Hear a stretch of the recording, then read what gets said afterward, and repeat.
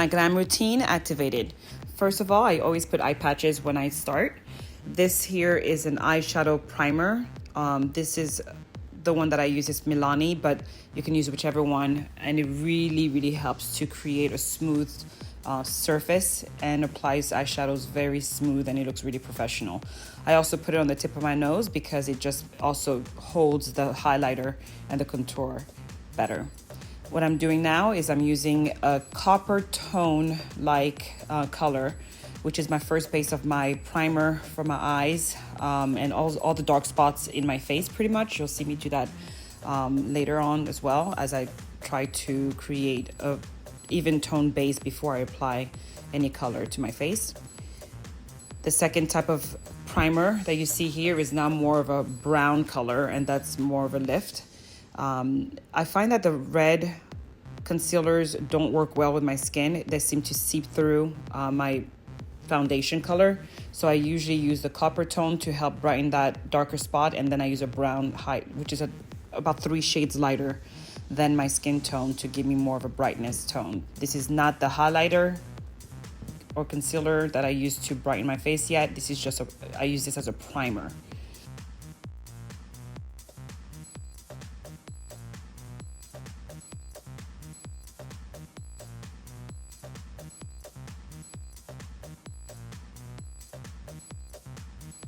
Now I'm ready for my first coat of eyeshadow, and I use a skin tone color from Fenty, and it just helps to create a good baseline for me to just layer different colors on top of it.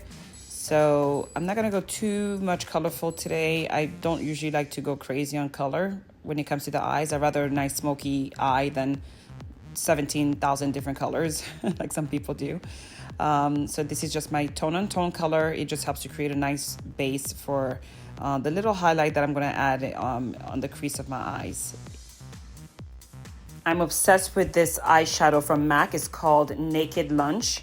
It's a beautiful highlighter pearlized color, and I always put it in the beginning set of my eyes and also a little bit at the top of my eye under my eyebrow to create this nice highlighter kind of color.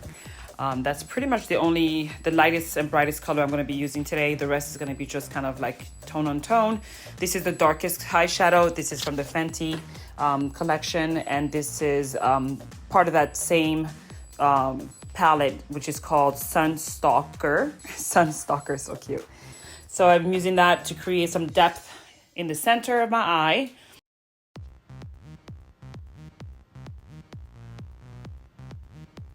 So you now start to see that kind of ombre look. And then between that highlighter eyeshadow color and the darker color from the Fenty pad, I am using the second darkest color. So let me just back up for a second. The dark color that is in the center is called Thick Mint. And then the one that I'm doing right now as a bridge to the highlighter and the darker color is called Cocoa Naughty. Again, this is part of that Fenty line color palette called Sunstalker. And now what I'm doing is I'm just using a black eyeliner.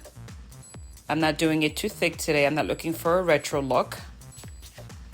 Okay, my iPad is too slippery, so what I ended up doing is just removing it and wiping it off to create more control as I put on my eyeliner.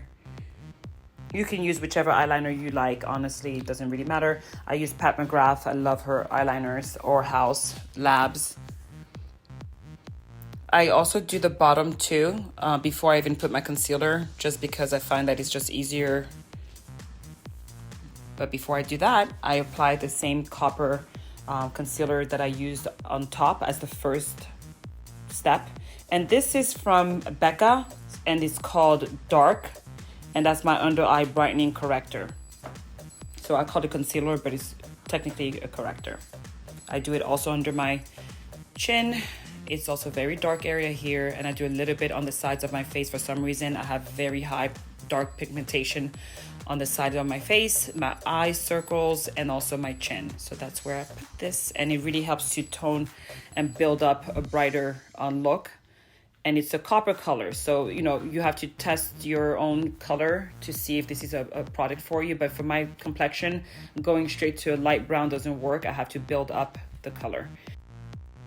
Next up is the foundation. I use a combination of two, 5N2 from Estee Lauder Double Wear, and then also the Makeup Forever. The color I use is number 57, okay?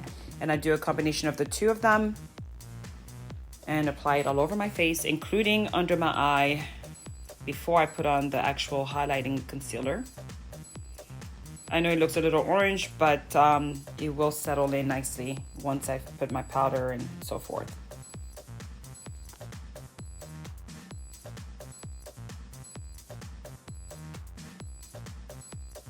And scene. Okay, now it's time for the fun part. We're gonna now brighten up our face with the concealer, the true concealer that's gonna really create that pop. Forehead, nose, under the eye, upper lip and chin, and a little bit under our lower cheek area, jawline.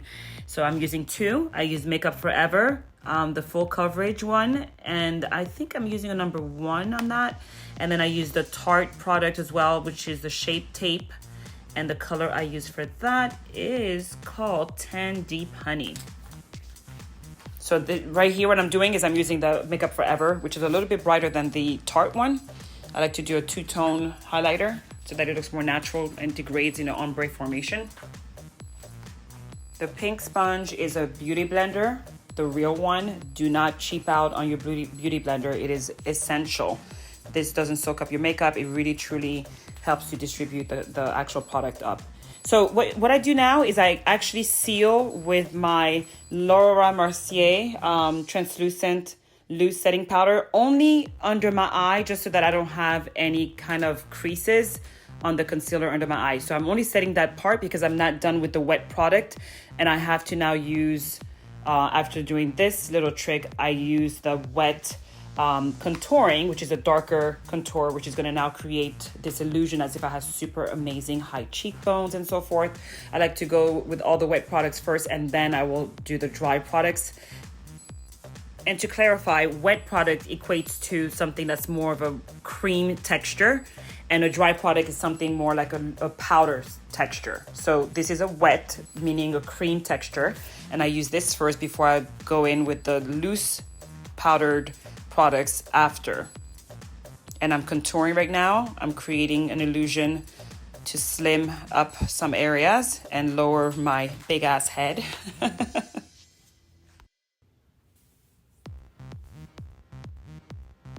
Next, you'll see that I also do my jawline. I just do a little bit to give it more of a sharper look.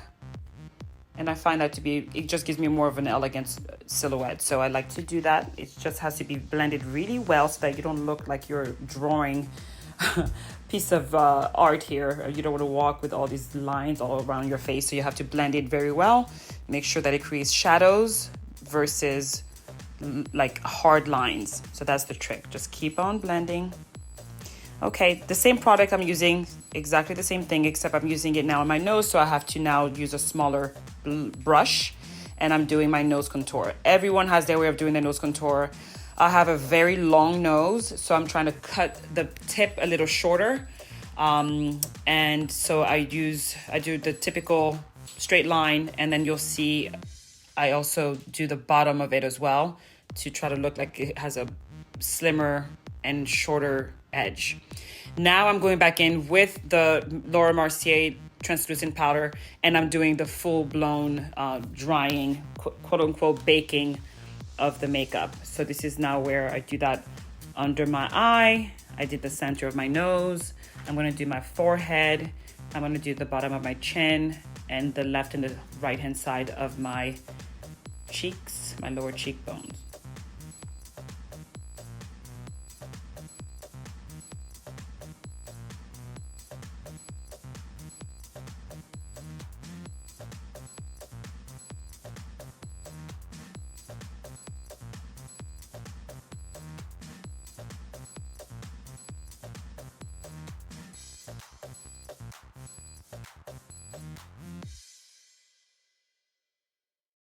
On to my favorite makeup. Oh my God, I'm obsessed with this one. This is Tarte.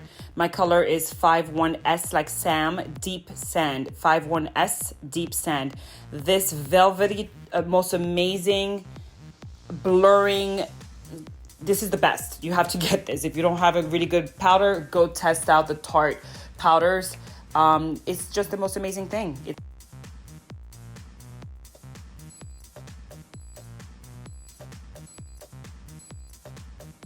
Okay, the highlighting powder is next. I usually put this under my eye and in the highlighted areas of my face. So I use a cheap one from Walgreens. This is Ruby Kisses. No More Blemishes is the name of it, and it's a pressed powder. And it actually has salicylic acid. So not too bad for you, actually.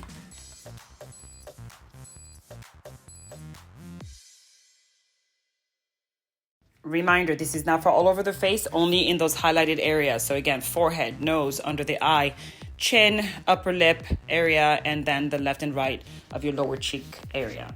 Really creates a nice illusion against that contour area. So now you see that big contrast. Okay, now I need to look a little happy. So I'm adding on, this is from MAC. Everyone I feel like has this powder palette. And this is the one called Contour Kit. I have the 10 to Deep Kit Contour, and I'm using the orange color in that. Up next is the dry contouring. So this is now me using the Huda brand called Glowish, and I'm using the color called 12 Rich. And this is now just going over those dark contouring lines with a dry. Remember we talked about wet and dry. So the wet with the cream textured one is really the same tone, except I want to make sure it doesn't come off and fades throughout the day. So I like to use a cream, and then I like to go over it with the same type of color tone in dry, which is the powdered version. Okay, I know I did the orange blush, but I'm adding on a little bit. I love this McGrath. The McGrath is called Bronze Without Caution. Pat McGrath is obviously one of the best people in the business, so I definitely love her collection. Now here I'm doing a little highlighter. I'm using something called True Complexion Contour Palette, and this is a dry palette. So this is me just adding on this highlight color. The palette that I'm using is medium to dark color. All right, I'm going in now with a wet eyeliner, black. And this is just to make sure that, you know, nothing's faded up top here. So, you know, it looks a little gray right now because I've been adding some eyeshadows and so forth, and, you know, foundation and powder and all that stuff. Going back in with the wet eyeliner to create this jet black look that I like. And then I go all the way in the crease of my eye. I just love that almond shaped eye. So this is, again, creating an illusion. I feel like an artist drawing on paper or something. And I'm the canvas, baby.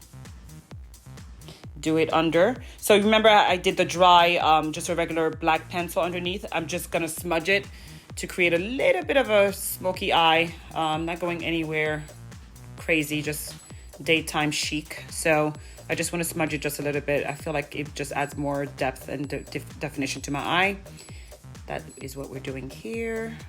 A little bit of a almond shape at the end.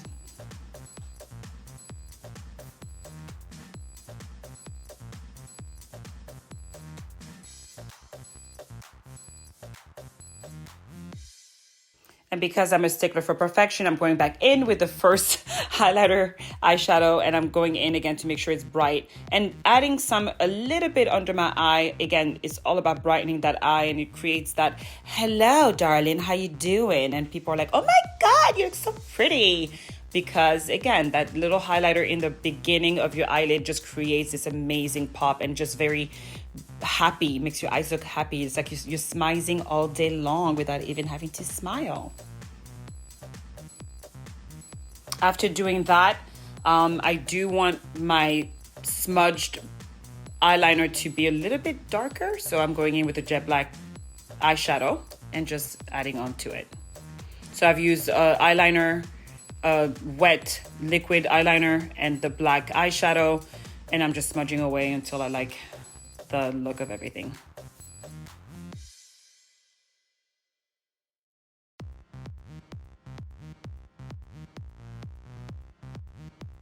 Time to have some fun, bringing out the lashes. Here we go. I am like a professional eyelash installer. I don't know what gave me the power and the confidence to do this, but I'm really good at it. So that's me applying my first lash, full look. I don't apply it all the way in the inner of my eye. I like to leave a gap and then create more like of a cat eye. So that's why you see me start from the center of my eye and working my way to the end. And I do slant it just a little bit to create that cat eye, darling. And that is the difference between looking really basic and Guerdyfied.